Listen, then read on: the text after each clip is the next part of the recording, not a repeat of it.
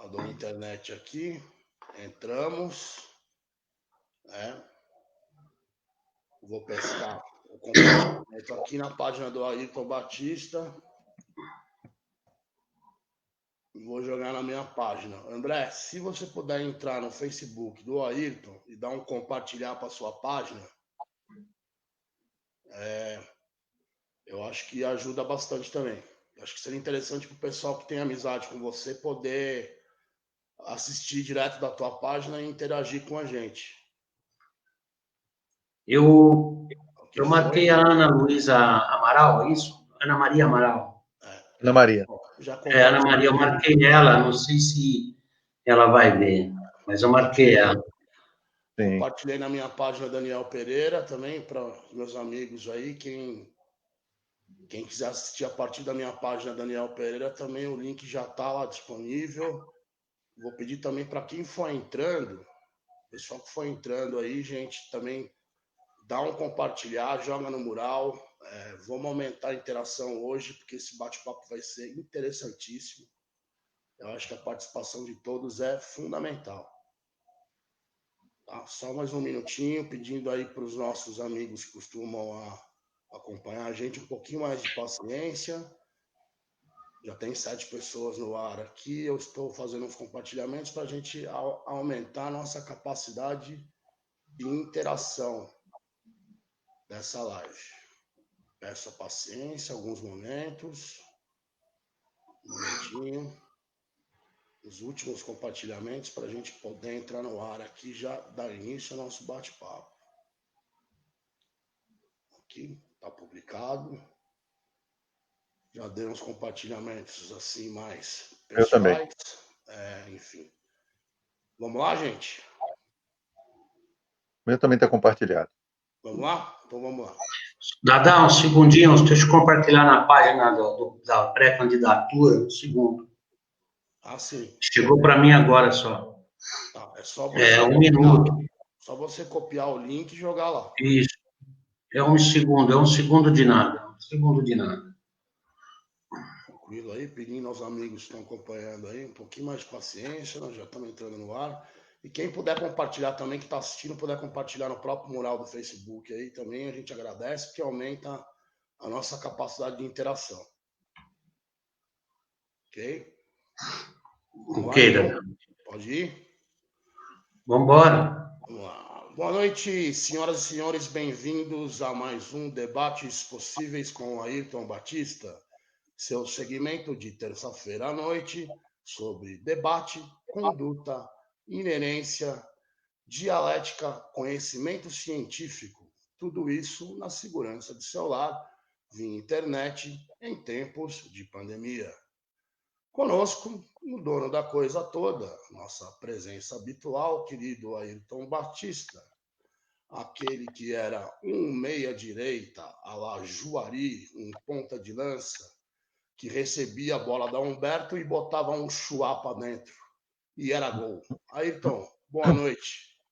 Seja bem-vindo. Boa noite, Dada. Boa noite. Obrigado mais uma vez.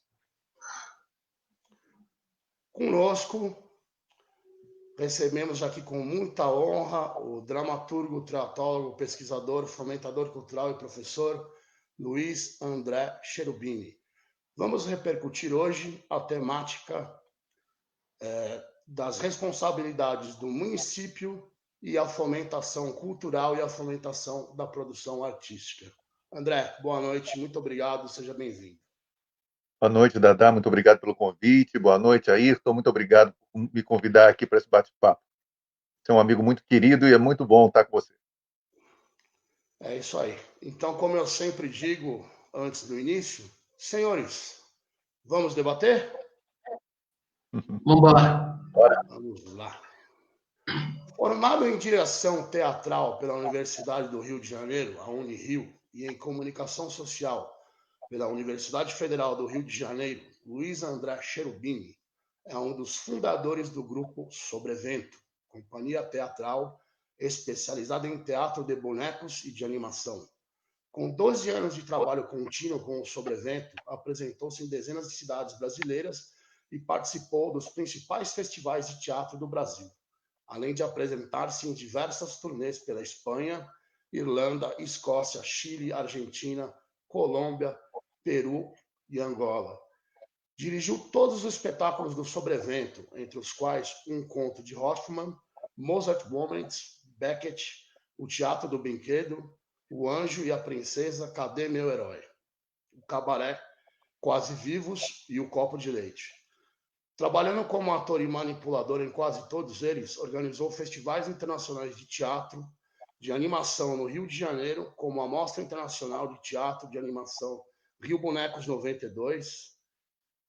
Em 1995, ministrou na Universidade Católica Blas Cañas, em Santiago do Chile, com duração de 1 mês, um curso de teatro de animação para professores e outro para profissionais de artes cênicas, cursos que tiveram reconhecimento oficial do Ministério de Educação do Chile e reuniram alunos de quase todas as regiões do país.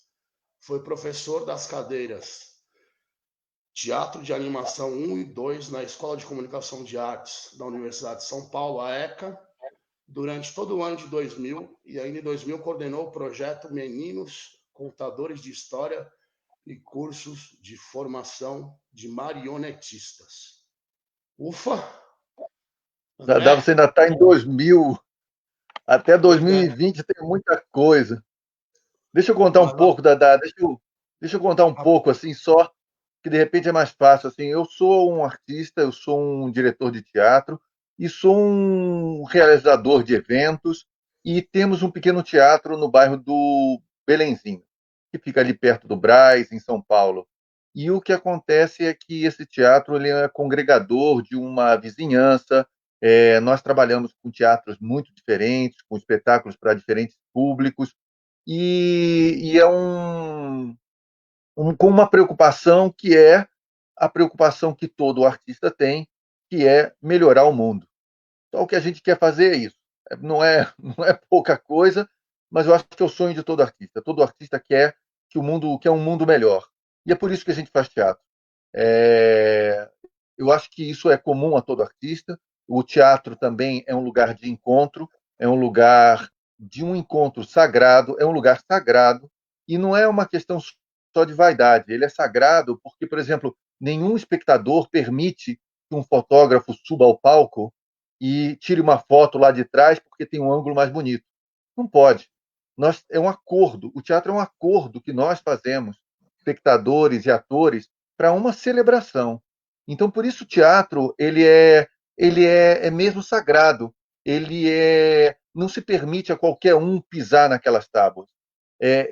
Nós abrimos um espaço, quer dizer, o espectador ele abre um espaço para algumas pessoas dizerem algumas coisas ali na frente. Então, eu acho que é um acordo mútuo.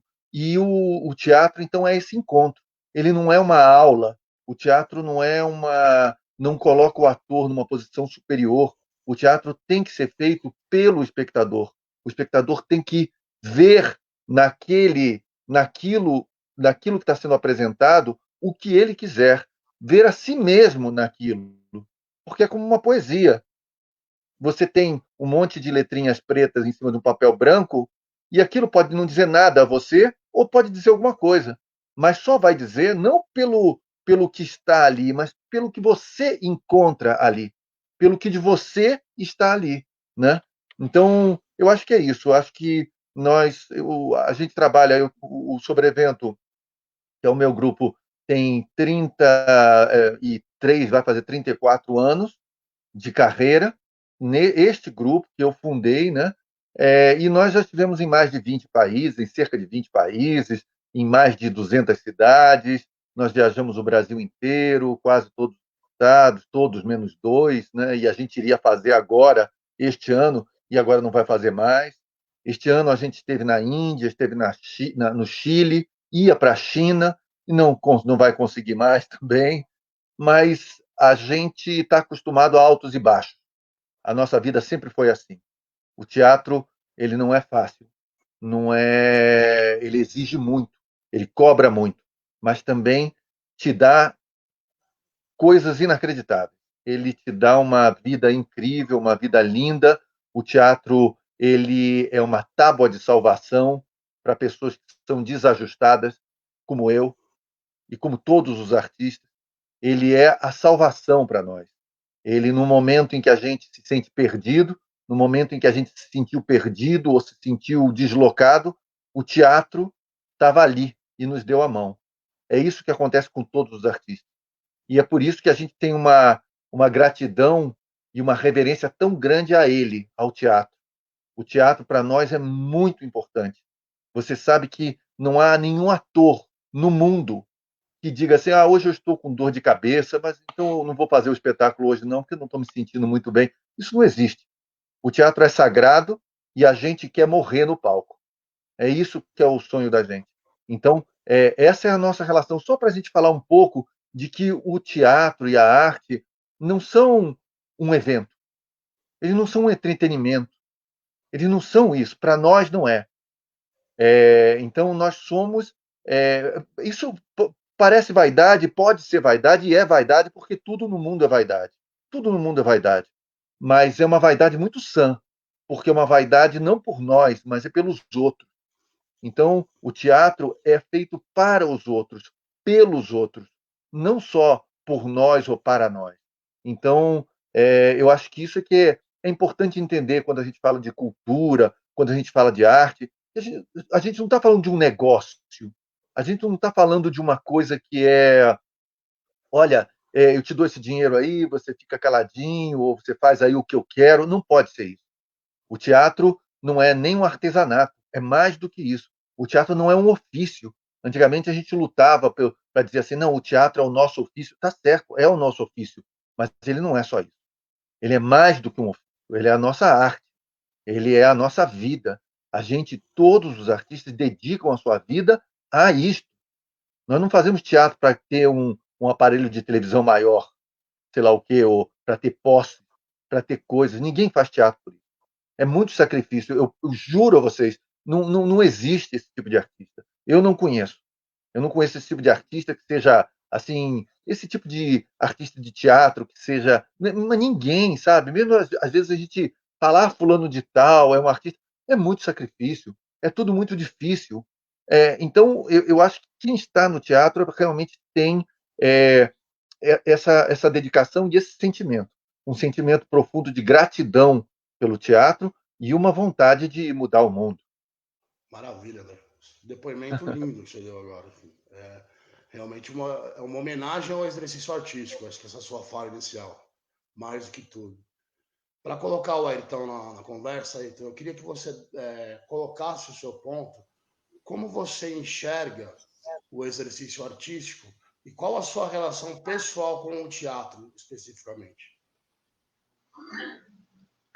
A minha relação com o teatro, pessoalmente, ela sempre foi quase que de vontade de ir ver alguma coisa que eu sabia que ia falar comigo.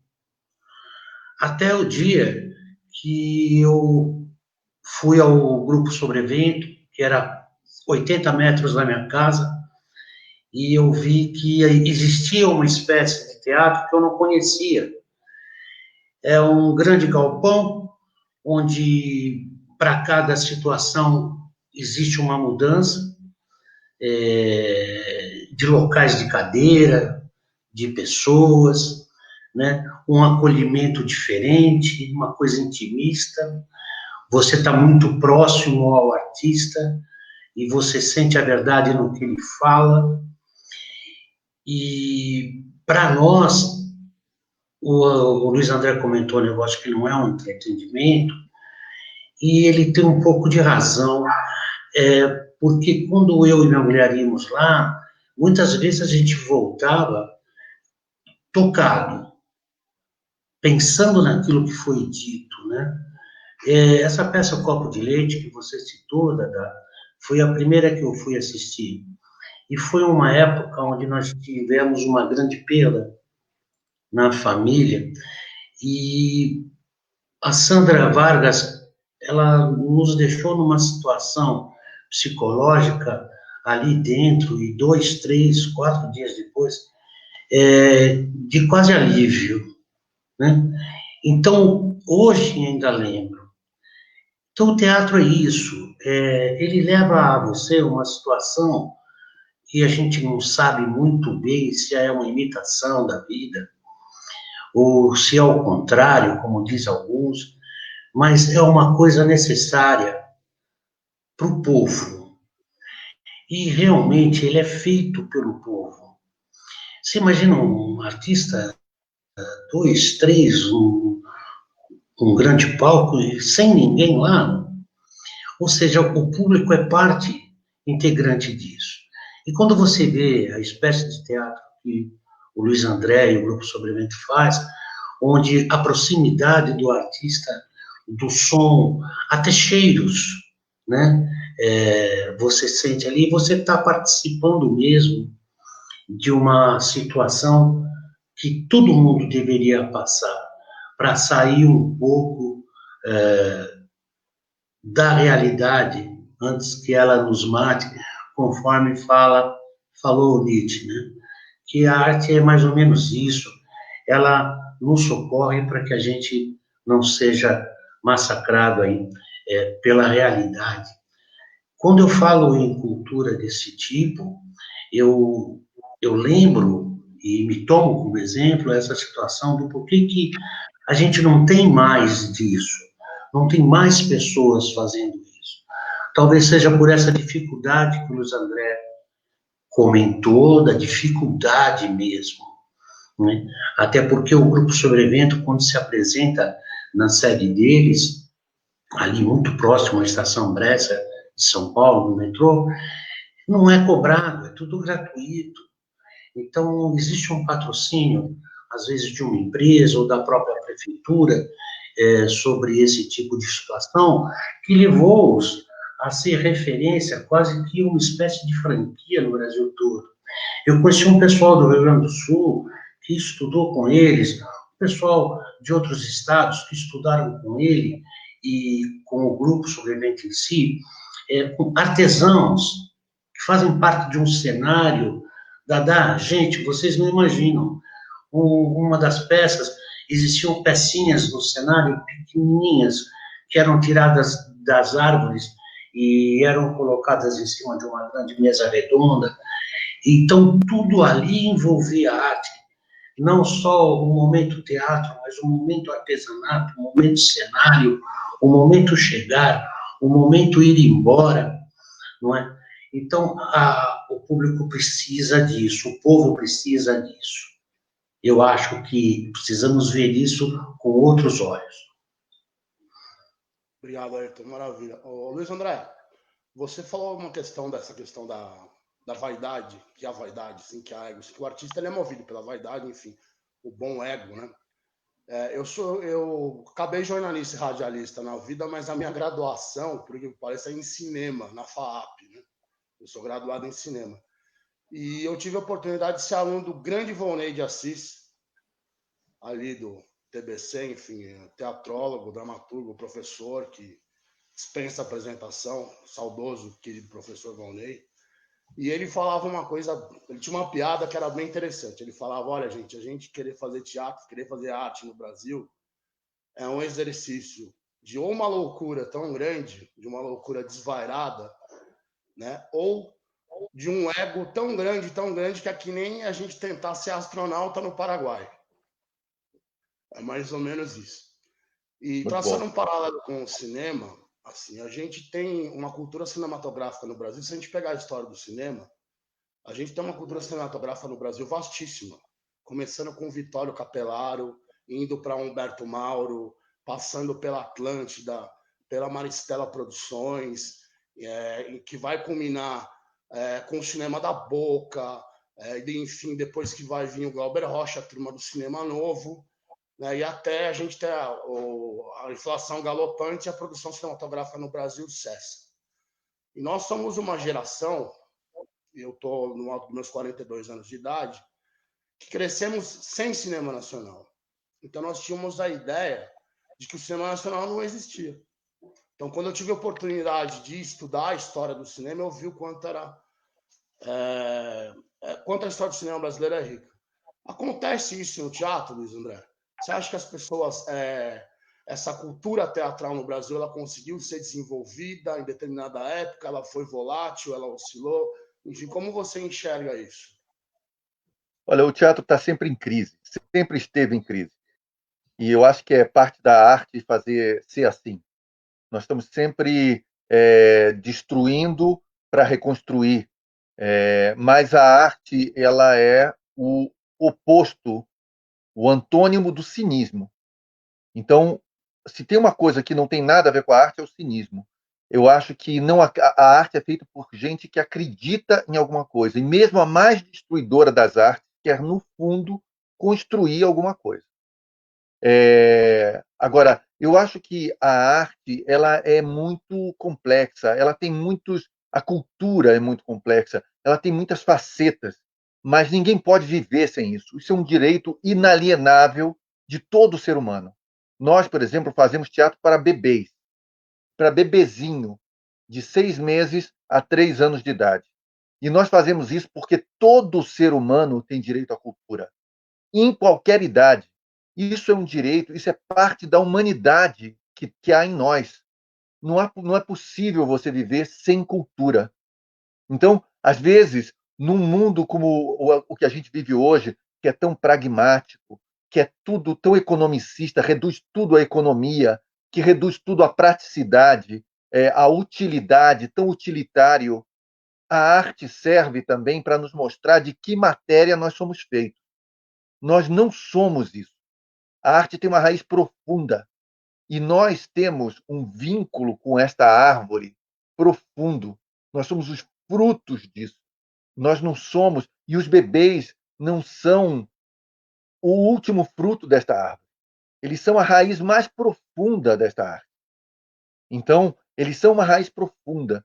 E é isso que faz com que, mesmo no momento de pandemia, mesmo com toda uma moda de pragmatismo, de utilitarismo, toda essa moda isso não é nada, é um vento muito pequeno que não consegue senão sacudir os ramos dessa árvore que é a cultura.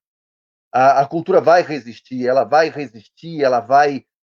continuar e ela vai servir para, assim que acabar, assim que houver uma mínima oportunidade, a cultura vai servir para que a gente se reencontre, vai servir para nos reunir, vai servir para ressocializar o povo, as pessoas. Então, é muito importante entender que, por exemplo, aqui, aí em Atibaia, por exemplo, existem artistas extraordinários. Em Atibaia, por exemplo, morou a Suzana Amaral, que fez A Hora da Estrela, morou e atuou vivamente o Antônio Henrique do Amaral, toda essa família Amaral, a Ana Maria Amaral, que é uma pessoa destacada no mundo do teatro, do teatro de animação, professora da USP, o Antônio Henrique Amaral, que é um artista plástico importantíssimo, que morou entre Nova York, São Paulo e Atibaia, sabe?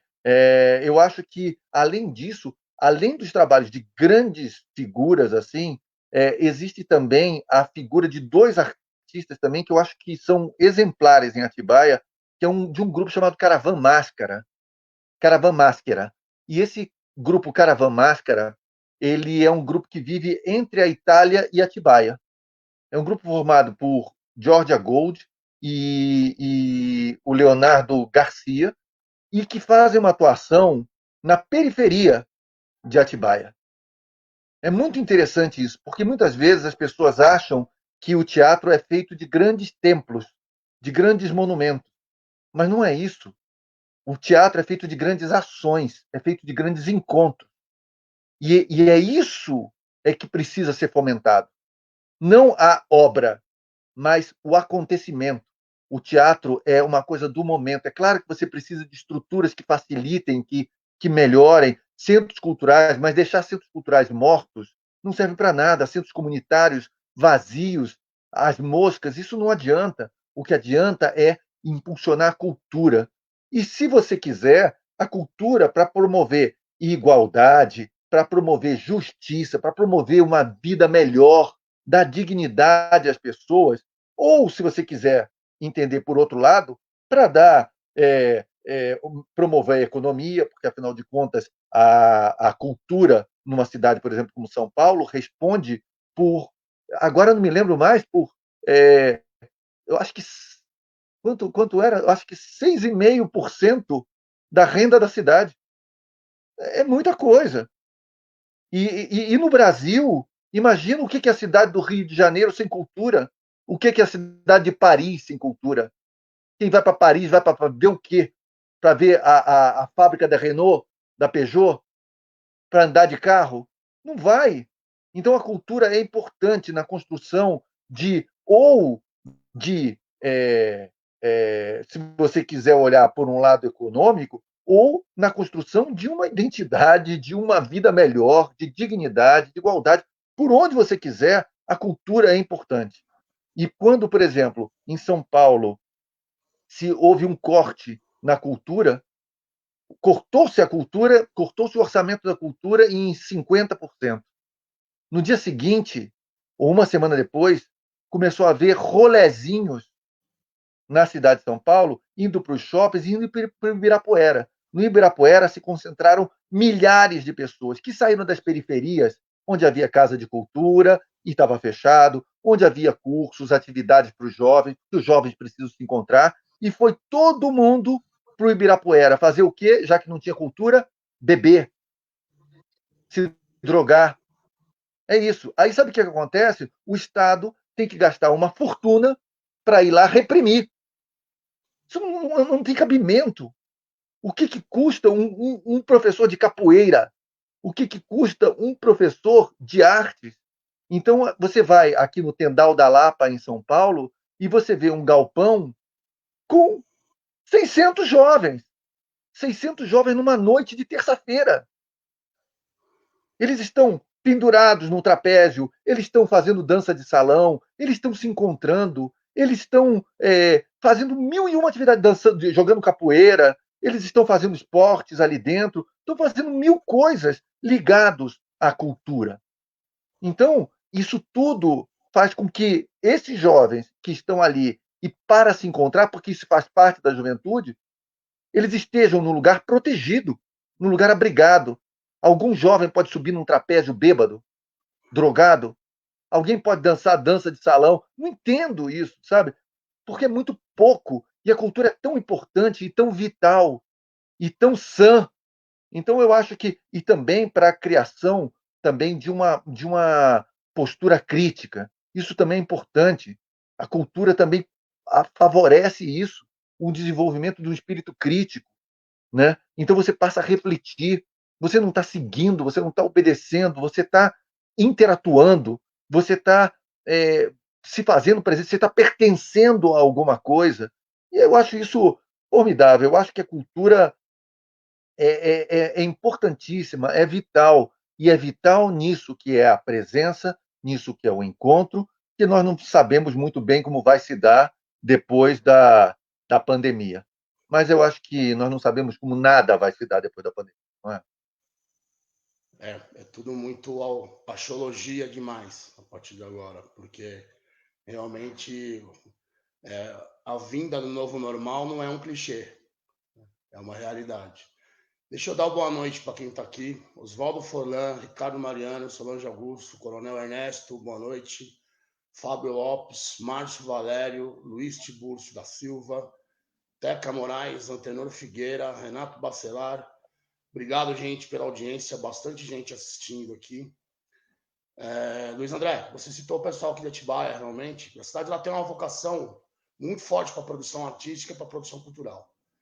Nós temos, além de quem você citou, nós temos a Atsuki Yamazaki, que é da cidade.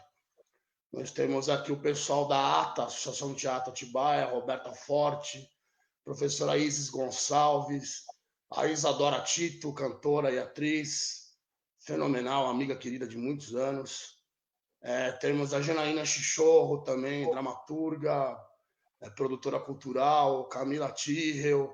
Nós temos o Douglas Lora, que fez uma live com a gente aqui, que é um violonista internacionalmente conhecidíssimo. Uma bela vocação que a cidade tem. E, infelizmente, André, nos últimos 2 governos, o poder público deixou de lado um pouco essa vocação e esse pessoal se precarizou bastante. É uma pena, porque houve ganhos na cidade nesse sentido. A gente teve a construção de um centro cultural, a gente teve a reativação de alguns equipamentos culturais e teve muita vida nesse sentido na cidade que a gente perdeu nos últimos 8 anos. Você citou a questão do rolezinho, isso eu acho muito interessante também, porque é uma maneira da gente enxergar a produção cultural e a produção artística como planejamento urbano, como planejamento de ocupação urbana, dos espaços vazios, dos espaços ociosos. E aí eu vou jogar o Ayrton na conversa, que eu queria que ele dissesse, no âmbito municipal, qual a responsabilidade do braço do Estado na fomentação cultural. Tá? Olha, é uma questão só de inteligência de espaço. A cultura, aquilo que acontece numa região, a maneira como o povo fala, vive, os costumes são parte da cultura. Você vai numa tribo, no meio da oca, as casas, as casinhas de palha toda em volta, os acontecimentos todos no centro, o cuidado com as crianças, a maneira de comer, isso é cultura, é aquilo que se cultua. Então, nossa cidade tem uma vocação artística muito grande, desde Silvio Caldas e tantos outros que vocês falaram aí, Noite Ilustrada, nós temos o Altemarzinho, Dutra, Júnior aqui, artistas, muitos artistas. Mas a cultura em si, você citou o fato de ser um planejamento urbano, e é um pouco mesmo isso, sabe, Dadá?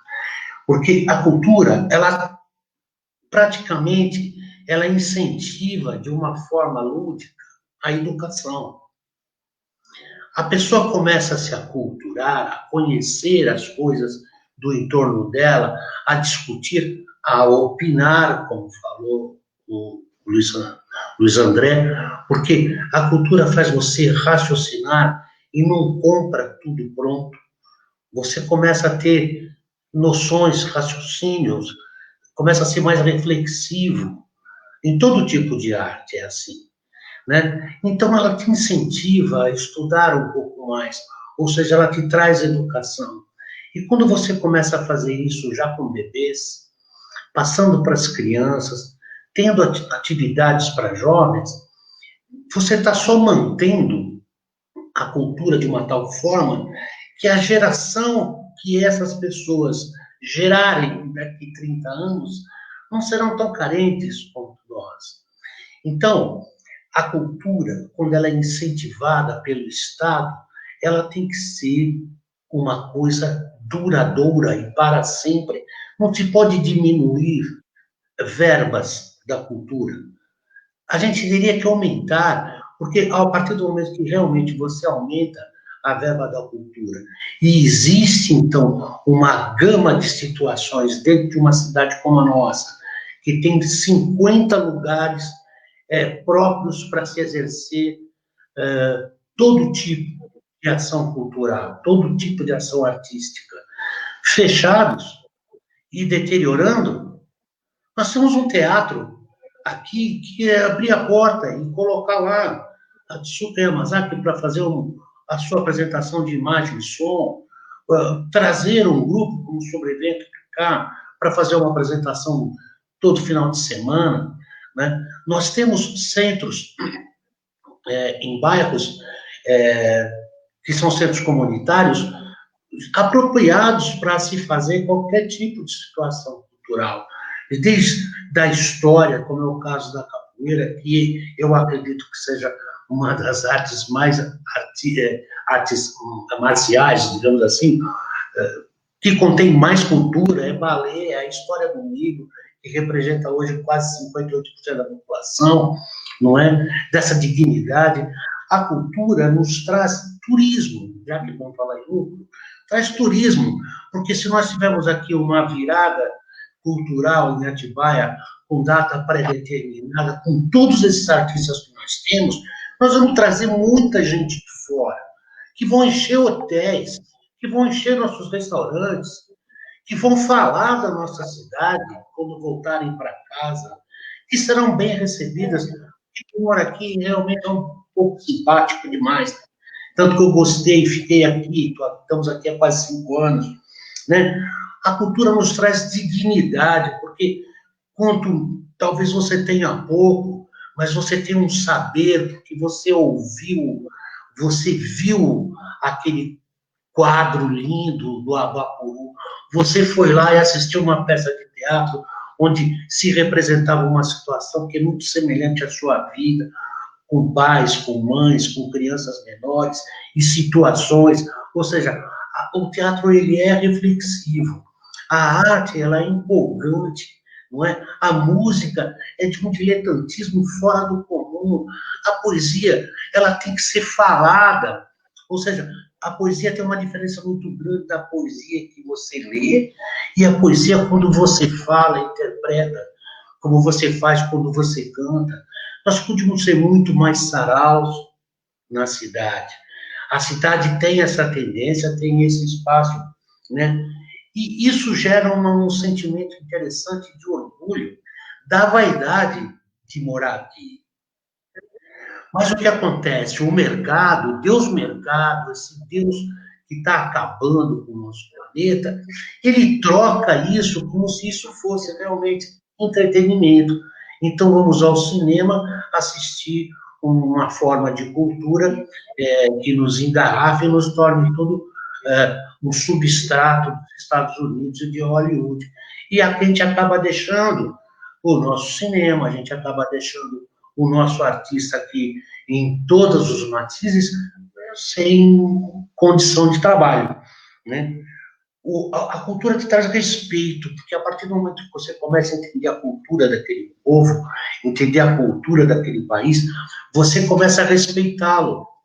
Você perde aquela coisa do padrão e vê que você faz parte de um planeta onde todo mundo é irmão, uma coisa que não tem fronteira.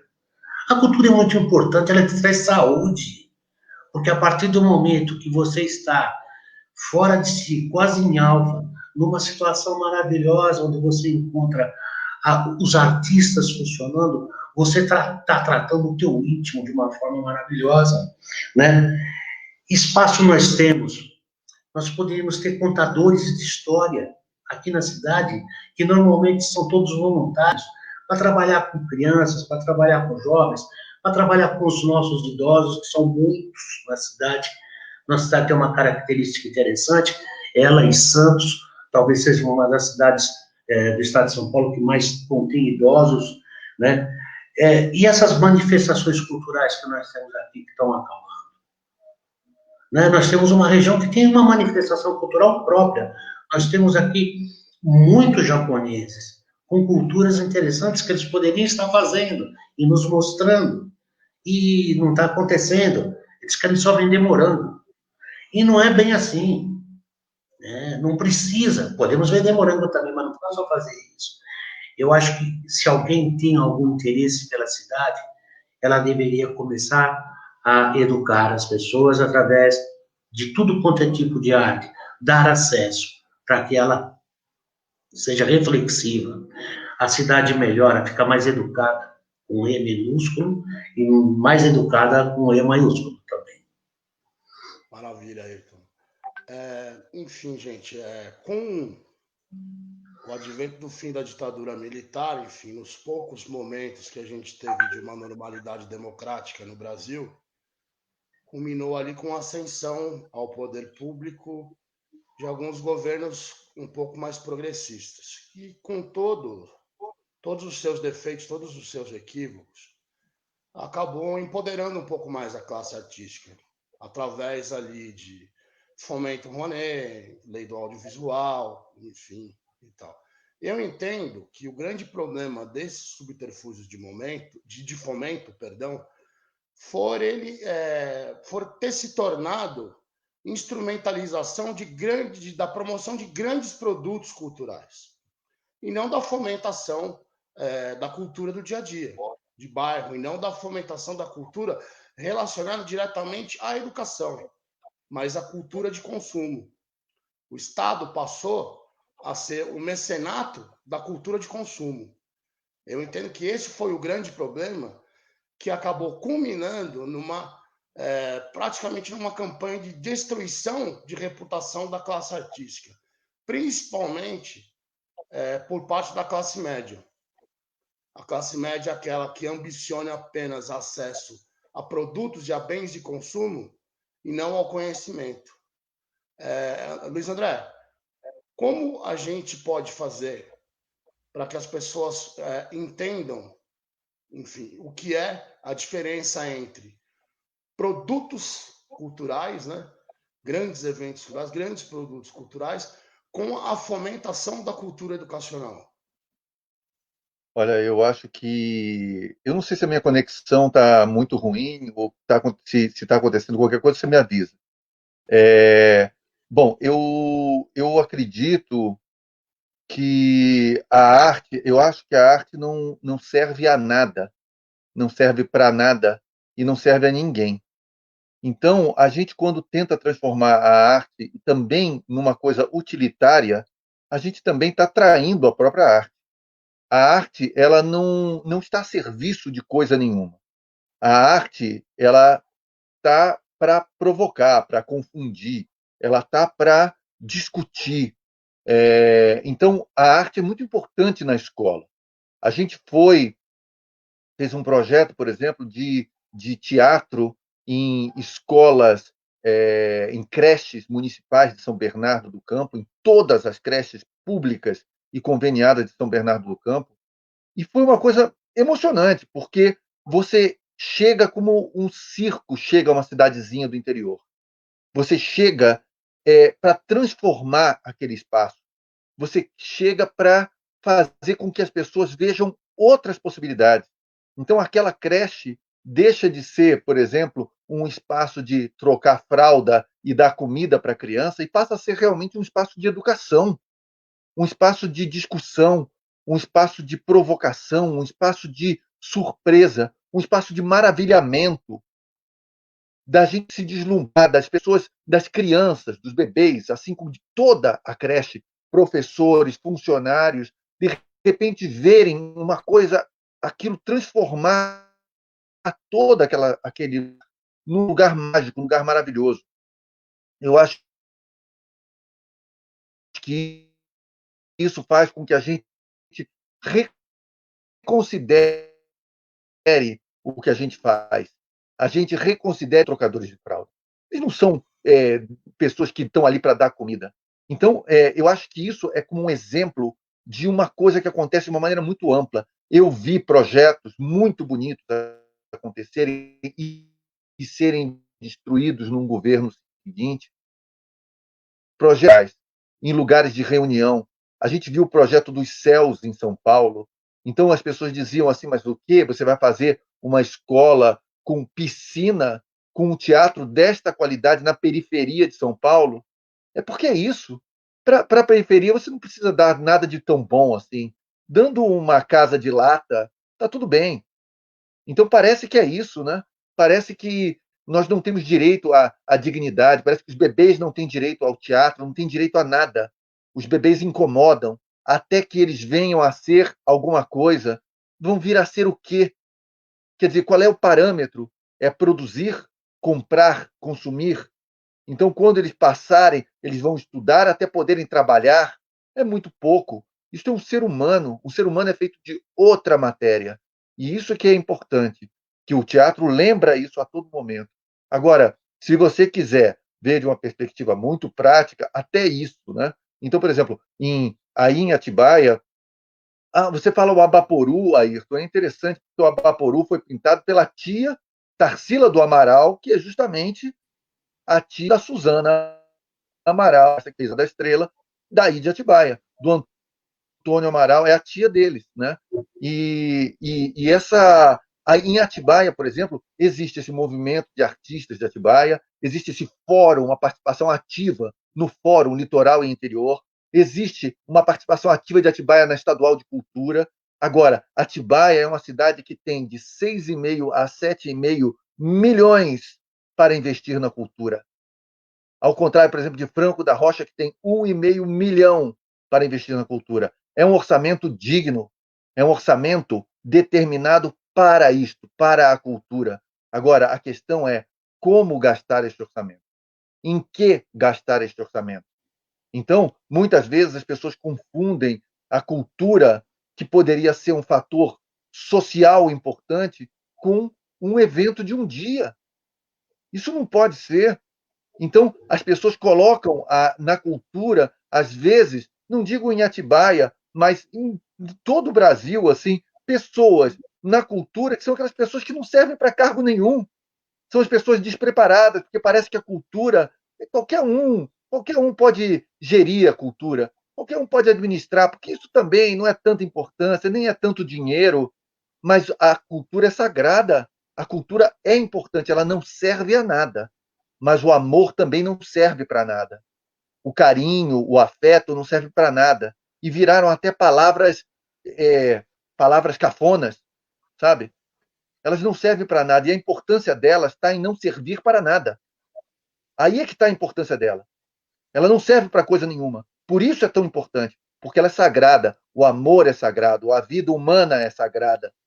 O carinho, o afeto, tudo isso é sagrado. Os bebês são sagrados. E eles nos lembram como a humanidade é sagrada. E a humanidade da gente não está no bolso da gente.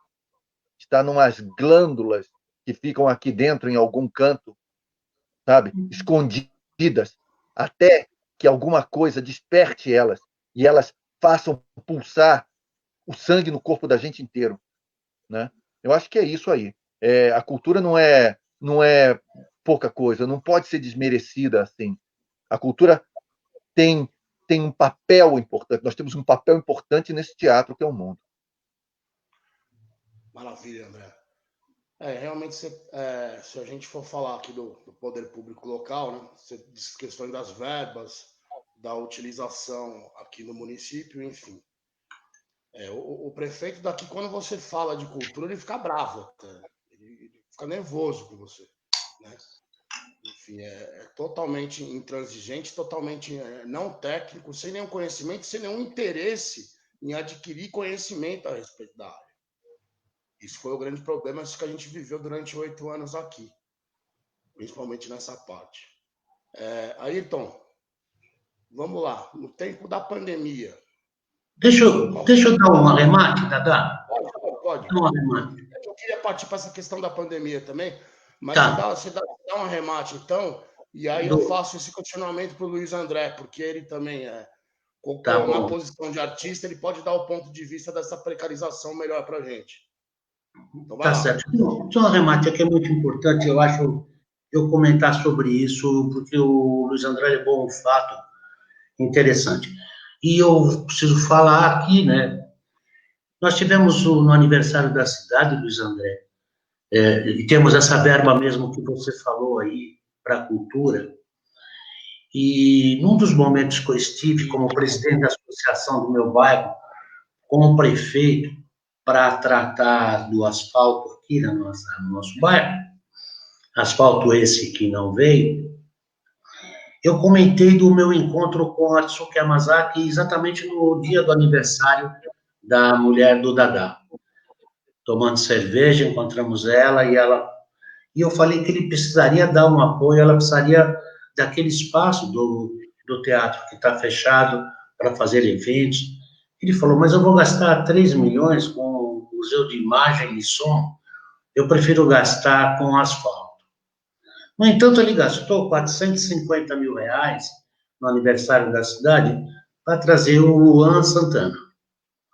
Nada contra o menino Luan Santana, né? Mas 450 mil reais, se ele tivesse usado isso bem, se ele fosse um prefeito, como é o nosso pré-candidato, formado na parte de administração pública, e encaminhasse esse dinheiro em direito, ele teria feito uma festa não só para um local e só para um dia, como você comentou. Ele teria feito festa o mês inteiro na cidade, o mês de aniversário da cidade, isso só com os artistas daqui, né? E lembrando a questão do dinheiro e da paixão pela arte, né? Já que a paixão também está junto com o amor aí, e o carinho, que não serve para nada, o Circo de Soleil, ele está falindo. E não só por causa da pandemia. O idealizador, o cara que criou o Circo de Soleil, a maneira de funcionar, vendeu a parte que o cabia para investidores da Bolsa de Valores. E o Circo de Soleil se tornou uma sociedade anônima.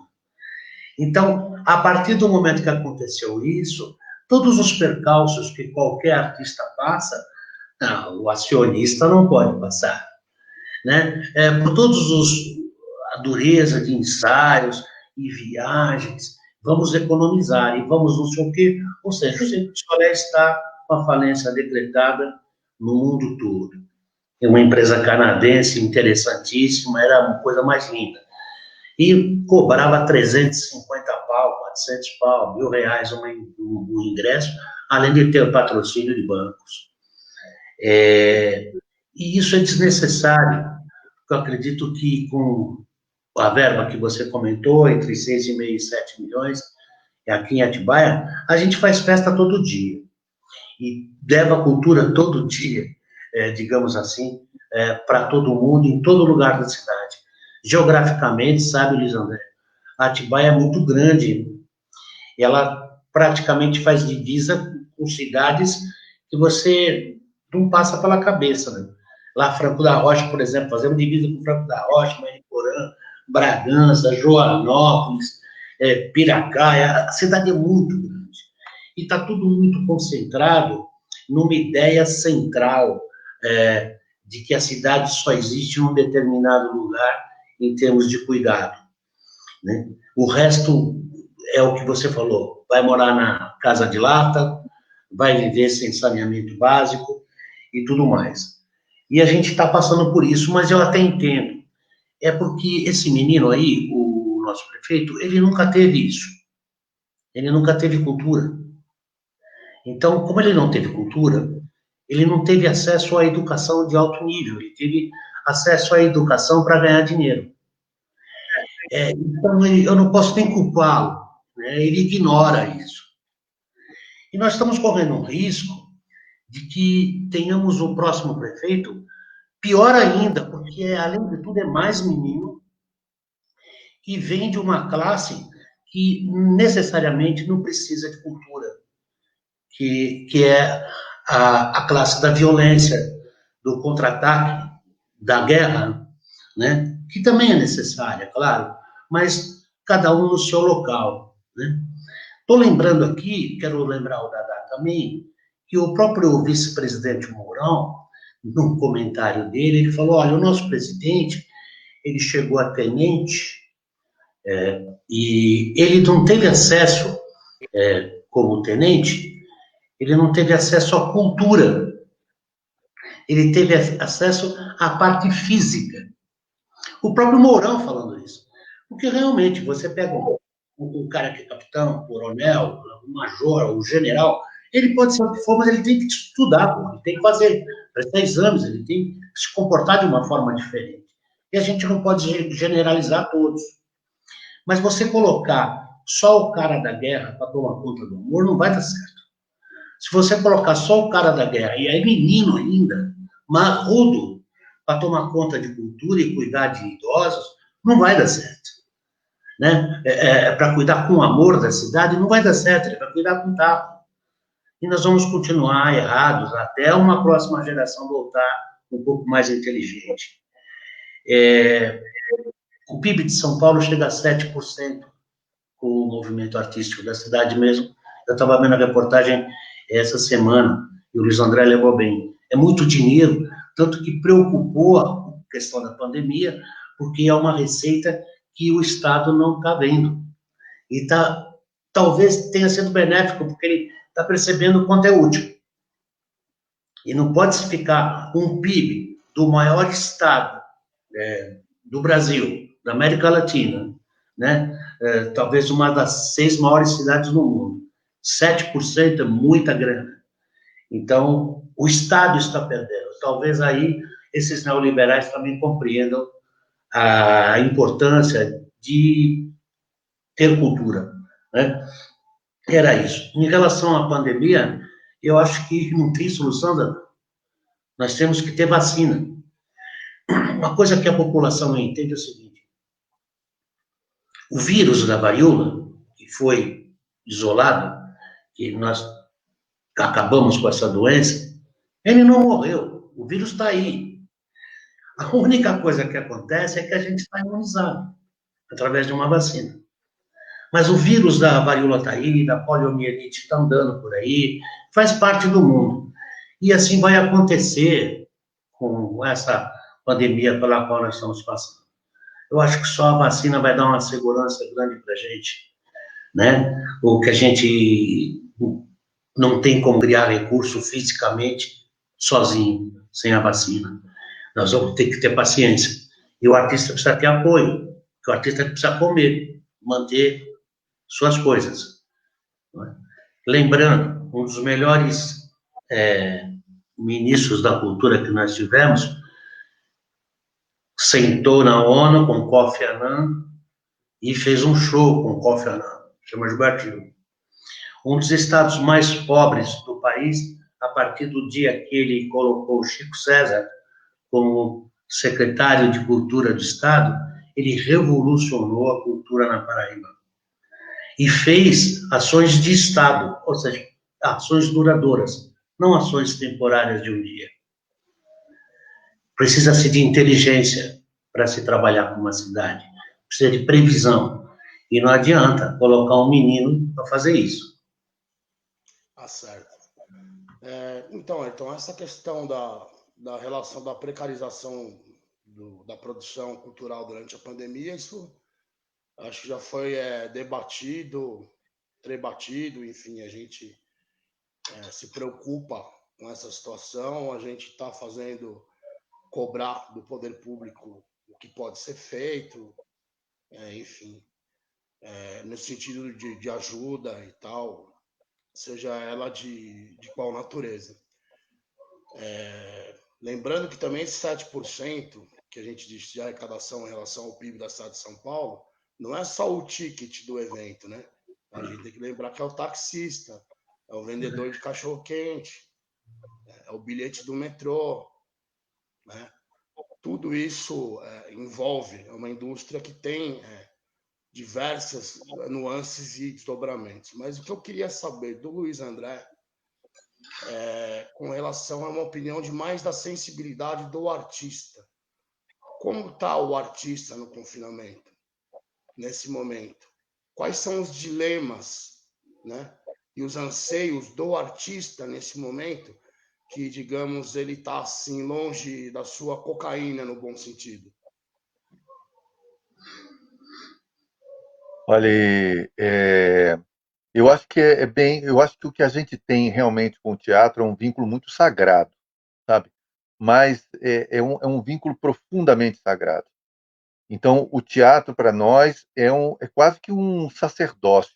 Não digo para mim, não. Eu digo assim para todos os artistas. É isso. Todo mundo sabe. O show tem que continuar. Todos vão fazer esse espetáculo, que ele é muito importante para eles em qualquer situação. Então, não, eu acho que esse é o vínculo que nós temos com o teatro, como eu falei no início dessa conversa. Esse vínculo é um vínculo com as pessoas. Então, nós estamos muito angustiados, porque, por exemplo, eu vejo falas aqui muito bacanas, assim, do Denizar Sandoval, falas do Christian Lins, que é um amigo também muito querido, é, é, o Márcio Valério, o pensamento deste grupo, que é o Caravan Máscara, do Leonardo Garcia, da Georgia Gold, aí de Atibaia, ou da Bibi, que agora eu não sei o nome artístico, que é do Teatro do Osso, que também é do Movimento de Artistas de Atibaia. Isadora Tito, ela adotou o nome agora como Isadora Tito. Isadora. Grande Bibi, muito querida. Isadora, a Bibi. Pode continuar, por Pois é. favor. Desculpa. Então, pois é, eu acho que são pessoas que se vinculam a outras coisas, que essa coisa sagrada, por exemplo, que o Denizar comenta aqui, por exemplo, do dia do tombamento da Pedra Grande, 15 dias de festas. Isso está falando da história de Atibaia. Isso está falando da comunidade de Atibaia. Eu não sei da situação, como é gasto ou como não é gasto o orçamento de Atibaia, mas essa história é recorrente, como diz o Christian Lins. Esses eventos culturais, de shows mainstream para um dia de coisa, e que, na verdade, a gente cansa de ver em outras cidades que não são Atibaia. A cultura sendo usada para desvio de dinheiro, para cabide de emprego, e depois o ataque ao artista como se ele fosse o culpado disso, né? E que, na verdade, no fundo, é de novo a mesma história com as quais a gente tem que lutar. Agora, que a cultura ela é o suporte de uma identidade, a identidade de Atibaia está nessa festa do tombamento da Pedra Grande, seja lá o que for, entendeu? Como diz o Denizar. Quer dizer, se não é se esse tombamento da Pedra Grande, qualquer outra coisa que mostre o vínculo das pessoas com a sua cidade, do vínculo da pessoa com os seus vizinhos, sabe? Isso vai criando laços, vai criando vínculos e vai dando um lugar no mundo às pessoas.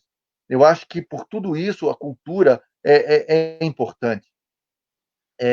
Eu acho que também tem uma outra coisa que assim, eu sei do trabalho destas pessoas, da Bibi, eu sei do trabalho desses meninos, do Leonardo e da Georgia, que trazem dinheiro para Atibaia. Isto não é dinheiro, a maioria dos eventos que eles realizam são realizados com dinheiro de fora de Atibaia, trazidos de orçamento nacional, de orçamento estadual, para dentro de Atibaia. A gente viu, eu estive numa cidade que é em Nantes, na França, 40% do orçamento da cidade é gasto com cultura. Eu disse assim, não é possível, tem algum erro, eu não estou entendendo. 40%, dizia 40%, porque esta cidade vive de turismo, porque esta cidade vive dos seus restaurantes, esta cidade são os transportes desta cidade, toda a estrutura de alojamento, tudo gira em torno, a história desta cidade, tudo gira em torno de cultura. E é por isso que a gente gasta tanto dinheiro, porque ela é a razão de ser desta cidade. E a razão de ser é a espinha da França. A cultura é a espinha da França. É muito dinheiro gasto naquilo. Agora, uma cidade, eu vejo, uma cidade com uma vocação turística, como Atibaia tem, ela tem que se preocupar com isso. Ela tem que se preocupar com a destinação de uma verba que está orçada, que está no orçamento. Não é uma verba que foi criada, é a boa utilização desta verba para começar. E depois disso, a criação de outros projetos. E até buscar um percentual maior do orçamento da cidade para a cultura. Agora, por quê? Para o bem da cidade e para o desenvolvimento da cidade. Obrigado, Luiz.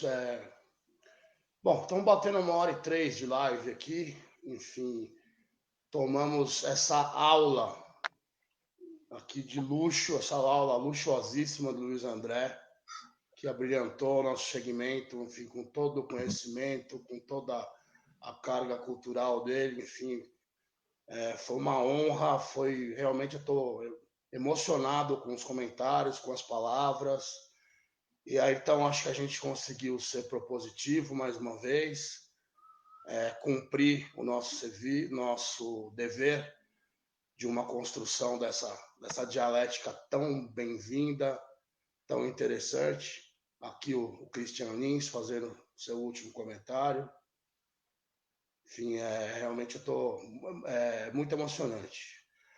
A arte e a cultura, a construção do exercício cultural, é a diferença entre a civilização e a barbárie, basicamente.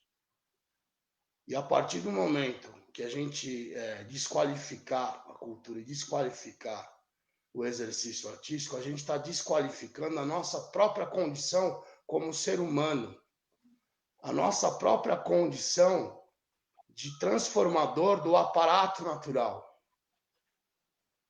E é isso que as pessoas precisam entender.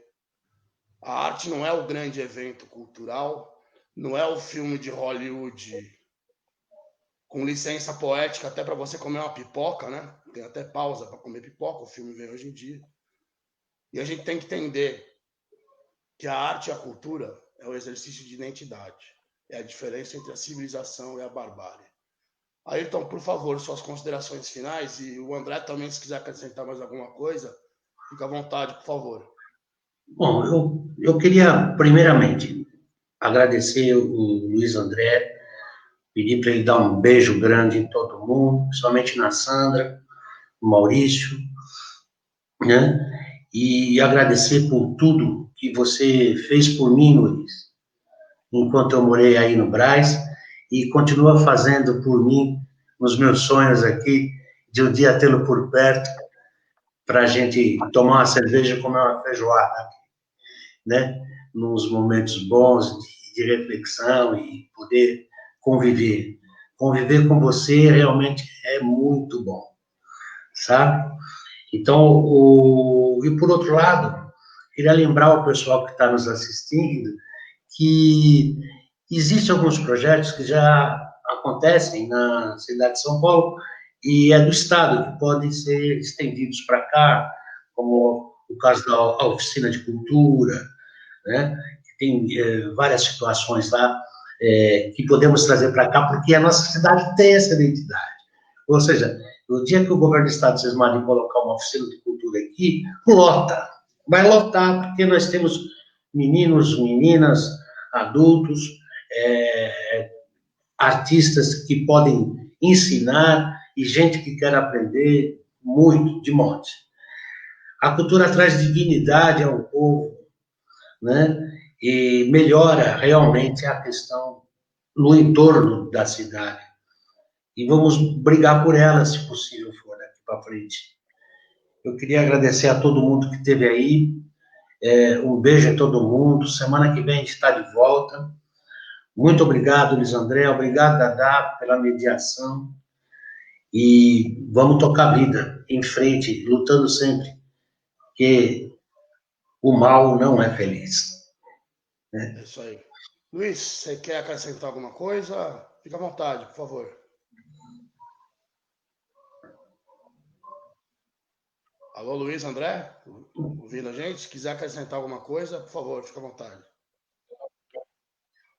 Valeu. Pois, Gente, tá ouvindo aí? Pode ir lá, manda lá. estou vendo, Dada. Não, Você eu quer acrescentar queria mais só alguma dizer coisa? que só uma coisa que eu queria dizer, que eu acho que o teatro vai voltar pela rua. Eu acho que o teatro vai voltar pelas praças, pelos locais públicos. As pessoas vão estar de máscaras e alguma coisa vai acontecer na frente delas ou no meio delas para reuni-las, para congregá-las, para irmaná-las.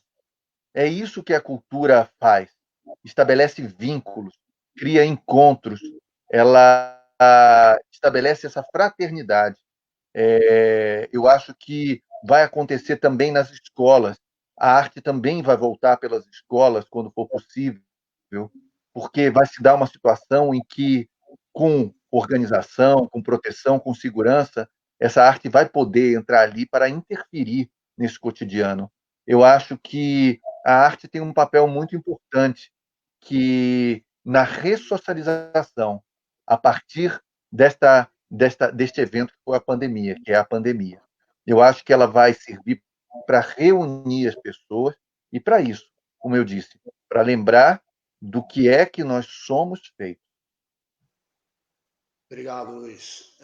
Gente, eu só queria dizer o seguinte, pedir desculpa para as pessoas. Semana passada a gente não conseguiu fazer a live de terça-feira. Enfim, eu queria justificar que eu realmente estava num momento emocional muito difícil. A mim foi uma semana muito complicada. Eu enterrei 2 amigos muito queridos. Quer dizer, não pude nem me despedir. Perdi meu querido grande mestre Armando Gomes, jornalista, radialista de Santos, da TV Santa Cecília, foi meu companheiro durante muito tempo no Instinto por Dentro da Vila. Seu Armando é o famoso 1000 gols de Pelé. O seu Armando estava lutando contra um câncer e a Covid foi fatal na situação dele de convalescente oncológico. A outra perda também foi o querido Rodrigo Rodrigues, meu companheiro de FAAP, radialista, jornalista, enfim, um dos melhores seres humanos que eu já tive o prazer de conhecer no meio, nos tempos de TV Cultura, apresentador do Vitrine, estava no Sport TV agora. E também essa doença maldita pegou o querido Rodrigo e a gente não conseguiu nem se despedir. Então foi uma semana muito difícil. Eu queria dedicar essa transmissão a eles e que Deus conforte as famílias nesse momento. Obrigado, gente. Semana que vem a gente volta com o professor Márcio Maidani falando sobre direitos humanos. Obrigado, valeu. Tchau, Luiz. Obrigado. Beijo, Tchau, gente. Beijo, Christian. Beijo, Solange. Beijo, Teca. Beijo para todos. Um grande beijo para o Christian. Um beijo para vocês, Ayrton. Dadá, um prazer conhecer você. Obrigado. Quem puder, fique em casa. Um beijo. Obrigado. Logo chegará a hora da nossa cerveja e da nossa feijoada. Vai.